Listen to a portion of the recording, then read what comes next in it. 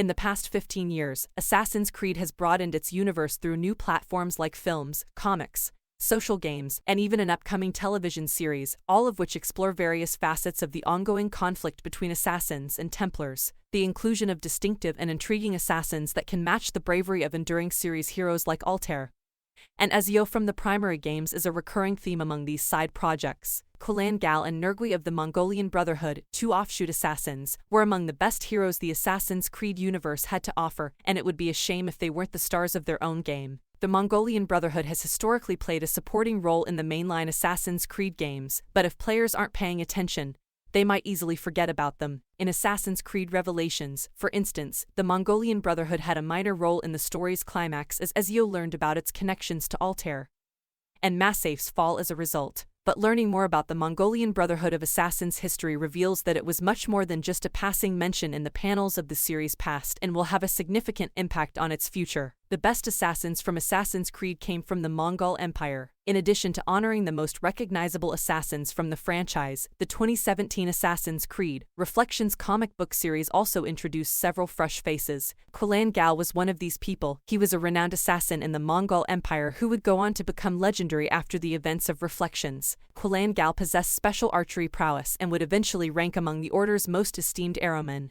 Gal was active around the time the first Assassin's Creed game, which is set in 1191, and his last known mission was in 1241. The events of Reflections would lead to him taking on a young apprentice named Nergui. Nergui, who started out as a commoner seeking retribution against the Mongol Empire, would eventually find himself collaborating with Kulan Gal. Nergui's father was drafted into the Khan's army and died in battle when Nergui was still a child, which led to Nergui's decision to join the Brotherhood. Nergui's desire for vengeance would lead him to the Mongolian Brotherhood, which, as many devoted fans of the Assassin's Creed series are aware, is the unlucky source of many of the Brotherhood's top assassins. Following the events of Reflections, Nergui demonstrates his suitability for membership in the Brotherhood and, as will be discussed later, manages to tie up some loose ends from the first Assassin's Creed game. Altair ibn Laud, the main character of the first Assassin's Creed, would temporarily reside in the Mongolian Brotherhood. Altair was already well established in the Levantine Brotherhood by the time the Mongolian Brotherhood was in full force, and the events of the first game had already taken place. Altair is a seasoned assassin at this point, married to the former Templar Maria, and they have a grown son named Darim who is already rising through the Brotherhood ranks. Genghis Khan would be defeated as a result of Altair's suspicions about the Khan, prompting him to travel to the Mongolian Empire and forge a connection with the Mongolian Brotherhood of Assassins.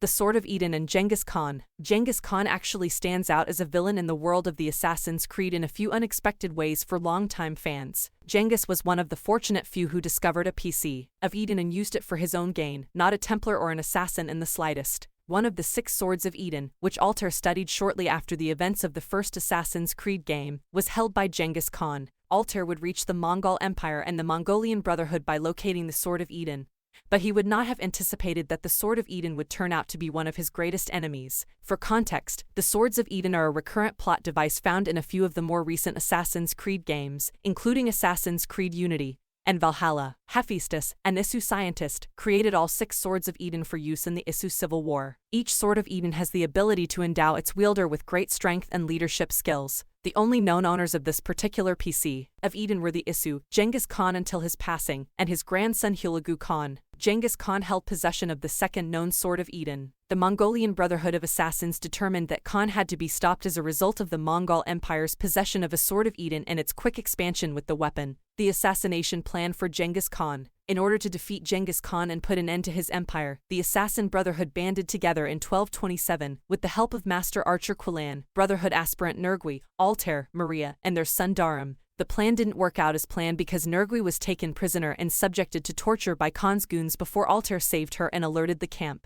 Genghis Khan was finally captured after the team set numerous fires throughout his camp to entice him out. Kulan Gal then shot the Khan's horse with an arrow. Darim, Altair's son, would fire the fatal crossbow arrow that put an end to Genghis Khan's rule, but this triumph would come back to haunt the heroes involved. The Sword of Eden, which was Genghis Khan's main motivation for sending Altair to the Mongol Empire in the first place, was never found. As they fled, the PC of Eden remained in the possession of the Mongol Empire because the team was unable to quickly grab the sword due to gunfire. In order to exact revenge on Altair and his family, Hulagu Khan, the grandson of Genghis Khan, traveled to Massaf 30 years later with the Sword of Eden. the Levantine Brotherhood was dispersed, and the assassins as a whole were dispersed into the future, as was mentioned in Assassin's Creed Revelations, when Masyaf was taken by the Mongols led by Hulagu Khan in 1257. Masyaf's demise wouldn't be without controversy, though, as the lowly Nergui would bring the Levantine Brotherhood to justice. After the Khan seized control of Persia in 1265, nearly 10 years after the deaths of Masyaf and Altair, Nergui was able to locate Hulagu. Nergui, an experienced assassin who had studied under Qulan Gal, engaged Hulagu Khan in combat.